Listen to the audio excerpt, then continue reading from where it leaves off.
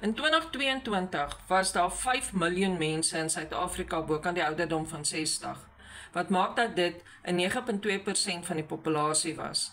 En die ergste van alles is, 'n kwart van daai 5 miljoen, ja, 1,25 miljoen mense is kronies arm in Suid-Afrika. Hi, ek is Elisna. En hierdie statistieke maak 'n mens bang, dit laat 'n mens wonder en dit laat 'n mens dink, maar wat kan jy doen om te verseker dat jy nie deel van daai kwart is nie?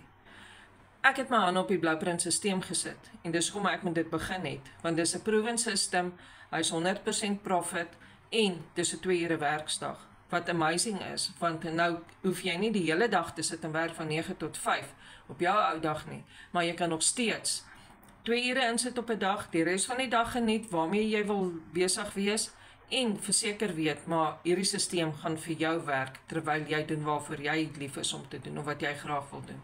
As jy wil weet hoe hierdie stelsel werk en wil verseker dat jy nie een van daai 1,25 miljoen wat tans al gegroei het sedert 2022 nie, los die woordjie gereed in comments en ek gee vir jou meer inligting hieroor.